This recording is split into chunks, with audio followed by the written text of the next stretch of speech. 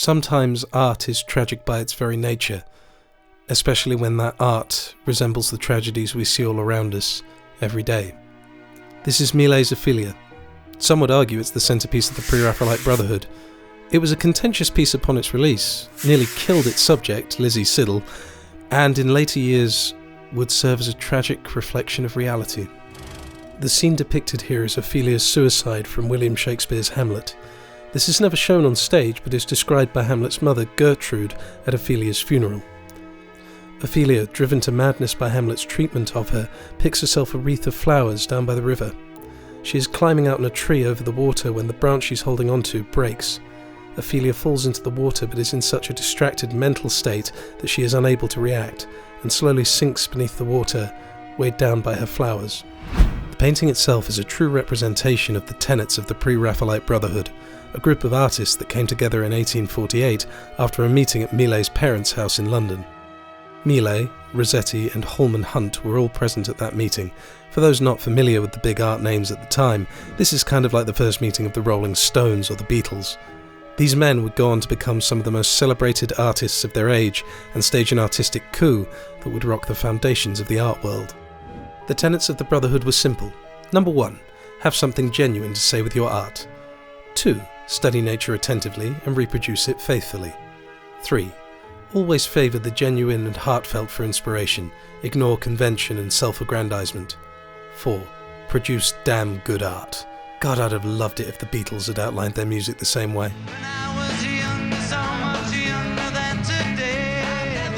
What I'm saying though, lads, is it should always be really genuine. It should always be really good too, though. I don't know about that. Why's that, mate? Have you heard Ringo play drums?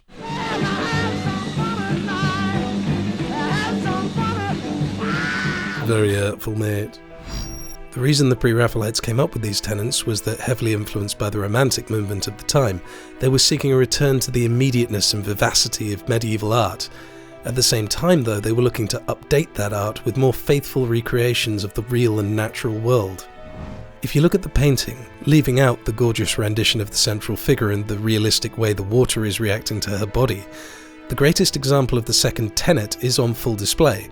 The plant life depicted around Ophelia is taken from the original location of the painting, the banks of the Hogsmill River in Ewell. This foliage was a bit of a cause of controversy at the time, not because it was bad, but because it was too good. Traditionally, artists would use imagined exotic plants in their paintings, portrayed flawlessly in their full bloom. Millais stays almost totally faithful to the riverbank he was painting, with incredible attention to detail. Each of the flowers you can see is taken from a real-life example. He included every leaf, every broken stalk and wilting petal. Even the flowers he's included that weren't present on the riverbank for symbolism or due to their mention in the play have been painted from real-life models. Photography had been invented 10 years previous to this, but Millais' son writes that botany professors used his father's work as accurate examples when they were unable to take their students into the country to see the flowers growing firsthand. Millais actually painted the whole of the background outside on location. He nearly had to pay fines for trampling hay on his way out there, and whilst he was painting by the riverside, winter had begun to set in. Faced with the increasing likelihood of rain and snow ruining his canvas, Millais did what any rational person would do. He had a little hut built around him so he could continue his work. He used to describe it as a sentry box, saying it made him feel like Robinson Crusoe. The effect is more than visible on the canvas. The setting feels real. The wilting leaves and imperfect plants draw you into the art until you could almost imagine yourself standing by the river, watching it all play out in front of you. Some critics hated that, dubbing the painting a milkmaid's frolic in a dingy pool. Considering that it's currently valued at £30 million and hanging in the Tate Gallery, however, I think Millais won that argument. Either way, all of this effort required the perfect model, and the finding of Elizabeth Siddall was one of those chance-in-a-million miracles that have to come up for great moments in history to happen. It was actually another Pre-Raphaelite, Walter Deverell, who discovered her. She was working in a hat shop when he stumbled upon her. The reports of their meeting vary, but she was working in the back of the shop when he caught a glimpse of her. He described her as tall and statuesque, with grey eyes and hair of dazzling copper that shimmered with lustre. Deverell knew he had found his model, and wasted absolutely no time in inviting her to sit for him. You know, in my head, the only voice that could make that invitation sound compelling is Keith Richards. Hello, darling. I've got an opportunity coming up in a portrait for a ravishing young lady such as yourself. Care to be my muse and stand around in cheap theatrical clothing whilst me and my mates make great art around you? There will also be copious amounts of alcohol.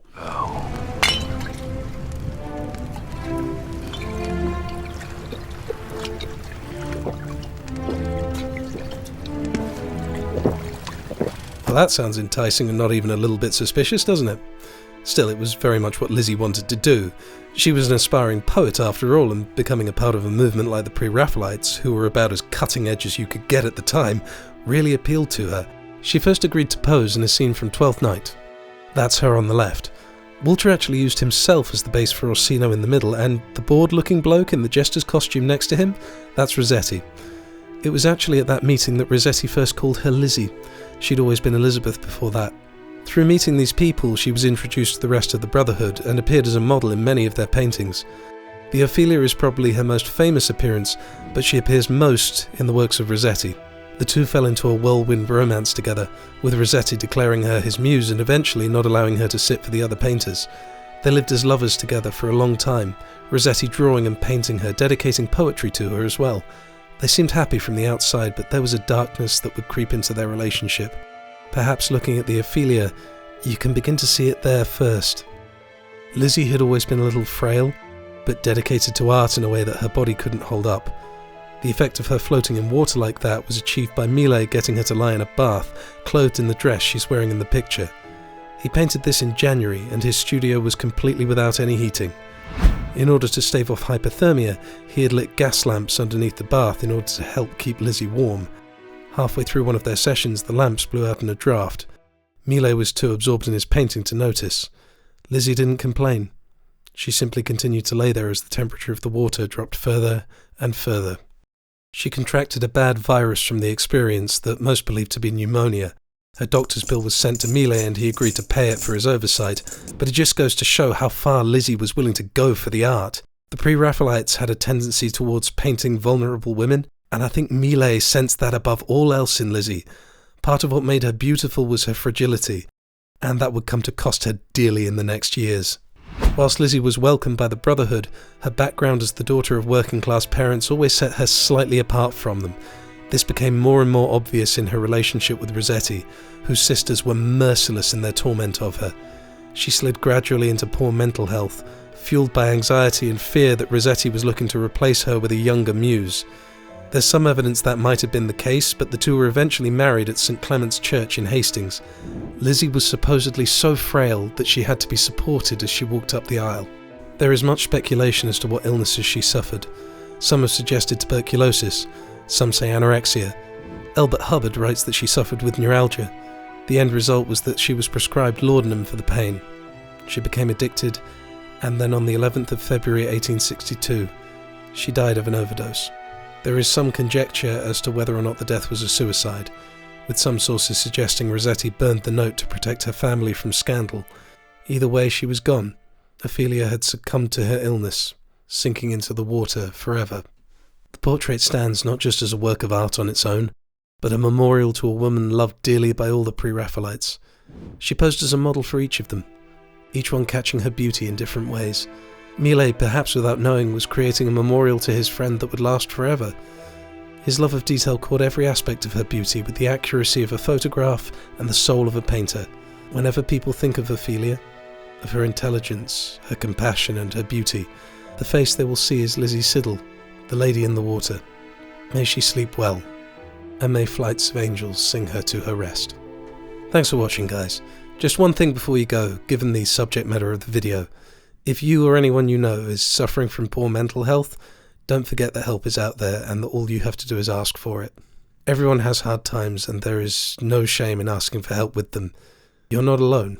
That said, as always, if you've got any art you'd like us to review, let us know in the comments below, and don't forget to like, subscribe and hit the little bell icon if you'd like to hear more from us about art in the future. For now, it's been great to share with you, and I'll see you in the next video.